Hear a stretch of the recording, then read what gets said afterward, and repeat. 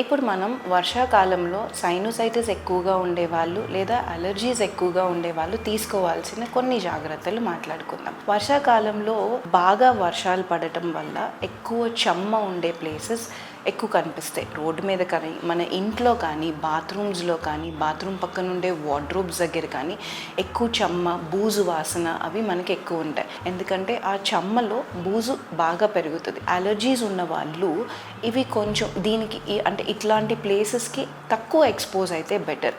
Like బేస్మెంట్స్లో కూడా వర్షాకాలంలో ఎక్కువ క్లోజ్డ్ వెంటిలేషన్ లేకపోవటం వల్ల ఎక్కువ ఈ చెమ్మ అండ్ బూజు ఉండే ఛాన్సెస్ ఉంటాయి. అక్కడ కూడా ఎక్కువసేపు గడపకుండా ఉంటే బెటర్. మన ఇంట్లో కానీ, మనం పనిచేసే ప్లేస్లో కానీ వెంటిలేషన్ బాగా ఉండేటట్టు చూసుకుంటే బెటర్. ఇంట్లో మనం రెగ్యులర్గా డస్టింగ్ చేసుకోవాలి. ఎందుకంటే వర్షాకాలంలో మనకి డస్ట్ కూడా పైకి ఎక్కువ ఉంటుంది. సో రెగ్యులర్గా డస్టింగ్ చేసుకోవటం, బెడ్షీట్స్ రెగ్యులర్గా మార్చుకోవటం, గోరువెచ్చని నీళ్ళల్లో మంచిగా నానబెట్టి ఉతుక్కోవటం. అదే కాకుండా dust might free bedsheets and pillow covers కూడా దొరుకుతాయి. అవి కూడా ట్రై చేయొచ్చు ఎక్కువ అలర్జీస్ ఉండేవాళ్ళు. అండ్ రెగ్యులర్గా నేసల్ ఇరిగేషన్స్ అంటే నేటి పాట్తో రెగ్యులర్గా నోస్ వాష్ కానీ లేదా సెలైన్ వాషెస్ కానీ ప్రతిరోజు పాటించడంతో కూడా అలర్జన్ ఎక్స్పోజర్ ఎక్కువసేపు ఉండకుండా ఉంటుంది, వాష్ అవుట్ అయిపోతూ ఉంటుంది.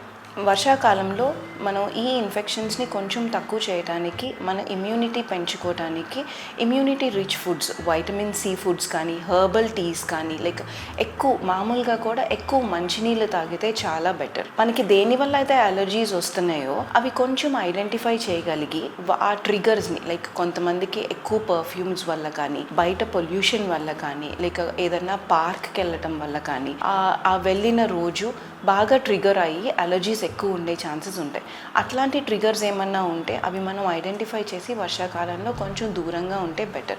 వర్షాకాలం అనే కాకుండా మామూలుగా కూడా అలర్జిక్ రైనైటిస్ని మనం తగ్గించుకోవడానికి మనం అలర్జన్స్ ఏవి అనేది ఐడెంటిఫై చేసుకొని ఆ ట్రిగర్స్ని కొంచెం అవాయిడ్ చేస్తే బెటర్. ఇదే కాకుండా డాక్టర్ మనకి ఏదైతే మెడికేషన్స్ ఇస్తారో అలర్జీస్కి, సైనోసైటిస్కి రెగ్యులర్గా లైక్ ఇనిషియల్ స్టేజెస్లో స్టార్ట్ అవ్వగానే వాడటానికి ఇన్స్ట్రక్షన్స్ అన్నీ కరెక్ట్గా ఫాలో అయ్యి అవి రెగ్యులర్గా తీసుకుంటే కూడా మనం రికరెంట్ ఇన్ఫెక్షన్స్ని తగ్గిస్తాం.